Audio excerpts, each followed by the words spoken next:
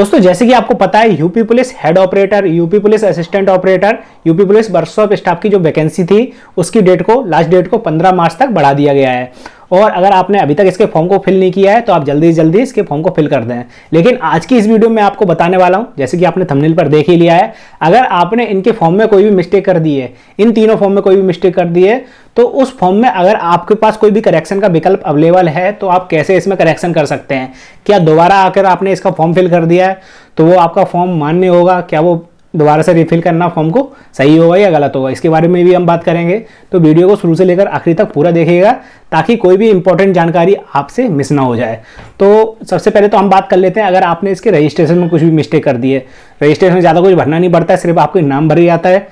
और शायद date of birth भरी जाती है, मोबाइल नंबर, ईमेल आईडी भरी जाती है। डेट ऑफ बर्थ भी नहीं भरी जाती है, सिर्फ आपको नाम भरना पड़ता है, मोबाइल नंबर, ईमेल आईडी भरनी पड़ती है। उसके बाद आपको रजिस्ट्रेशन करना पड़ता है, मोबाइल पर ओटीपी आती है। तो मोबाइल नंबर तो वहाँ पर वेरीफाई हो जाता है हल्की हल, क्योंकि मोबाइल नंबर पे ओटीपी आती है, लेकिन ईमेल आईडी और नाम वगैरह वेरीफाई नहीं हो पाता है। तो अगर आपने इन दोनों में कोई भी मिस्टेक कर दी है तो आप दोबारा से नया रजिस्ट्रेशन कर सकते हैं। आपको पता चल गया कि भैया ऐसी ऐसी मिस्टेक हो गई है फॉर्म सबमिट करने से पहले या फिर रजिस्ट्रेशन कंप्लीट होने के बाद भी, तो आप नए मोबाइल नंबर से दोबारा से नया रजिस्ट्रेशन कर सकते हैं। आपको कोई भी प्रॉब्लम नहीं आएगी अगर ईमेल आईडी और नाम में कुछ भी मिस्टेक हो गई है। इसके बाद आते हैं हम सेकंड स्टेप पे। अब यहाँ पर आपको अपने पिताजी का नाम भरना पड़ता है, अपनी माताजी का नाम भरना पड़ता है, डेट ऑफ बर्थ भरनी पड़ती है और कुछ यस नो वाले ऑप्शन रहते हैं, जैसे कि आपके पास एनसीसी है या नहीं है, फ्रीडम फाइटर है या नहीं है, ओ लेवल का डिप्लोमा है या नहीं है। उसमें अगर आपने कुछ भी मिस्टेक कर दी है तो आपको फॉर्म सबमिट करने से पहले एडिट का ऑप्शन दिखेगा, जिससे आप बैक में आके इस चीज़ को एडिट कर सकते हैं, आपको कोई भी प्रॉब्लम नहीं होगी। इसके बाद आपको फोटो अपलोड करनी पड़ती है, फिर आपके साइन अपलोड करने पड़ते हैं और उसके बाद आपके डॉक्यूमेंट वगैरह अपलोड करने के बाद फीस काटी जाती है।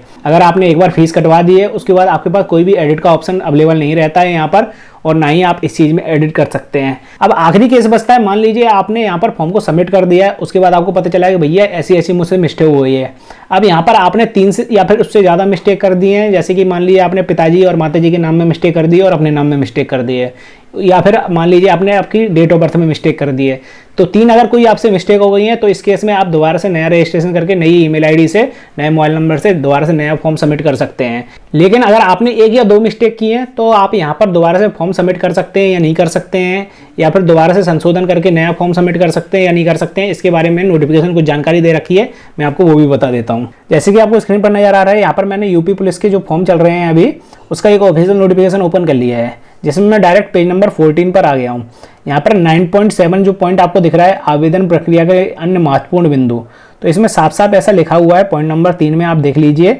अभ्यर्थी केवल एक ही आवेदन पत्र भरेगा, यानी कि आप एक से अधिक आवेदन पत्र नहीं भरेंगे, सिर्फ एक ही आवेदन पत्र आपको भरना है।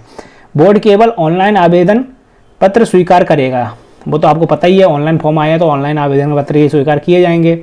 एक से अधिक आवेदन पत्र भरने वाले अभ्यर्थी का आवेदन पत्र बोर्ड द्वारा निरस्त किया जा सकता है, यानी कि अगर आपने एक से अधिक आवेदन भर दिए हैं, एक से अधिक बार एप्लीकेशन को फिल कर दिया है, एक बार आपकी एप्लीकेशन सबमिट हो गई है उसके बाद आपने दोबारा से एप्लीकेशन को फिल करके सबमिट कर दिया है, तो उस केस में ऐसा हो सकता है कि आपके आवेदन को बोर्ड निरस्त कर दे, यानी कि आपकी जो भरी हुई एप्लीकेशन को उसको रिजेक्ट कर दिया जा सकता है। तो उस केस में आपको फिर एग्जाम देने के बाद भी प्रॉब्लम आ सकती है। तो भैया अगर आपसे 2 या 3 मिस्टेक हो गई हैं, 2 तो नहीं, खैर 3 या उससे ज़्यादा मिस्टेक हो गई हैं, तो आप दोबारा से नया एप्लीकेशन को फिल कर सकते हैं, आपको कोई भी प्रॉब्लम नहीं आएगी। लेकिन अगर आपसे छोटी मोटी मिस्टेक हो गई है, जैसे कि एड्रेस वगैरह में मिस्टेक हो गई है, तो आप टेंशन ना लें, आपको कोई भी दिक्कत नहीं आने वाली है। तो यही जानकारी थी इसकी करेक्शन से रिलेटेड। अगर आपको वीडियो पसंद आई हो तो वीडियो को लाइक कर देना, चैनल पर पहली बार आए हैं तो चैनल को सब्सक्राइब कर लेना, और अगर इसके बाद भी आपको कोई समस्या आ रही है तो आप मुझसे कमेंट सेक्शन में पूछ सकते हैं, चाहे तो मुझे इंस्टा पर मैसेज कर सकते हैं, कोशिश करूंगा आपके कमेंट या मैसेज का रिप्लाई करने के लिए।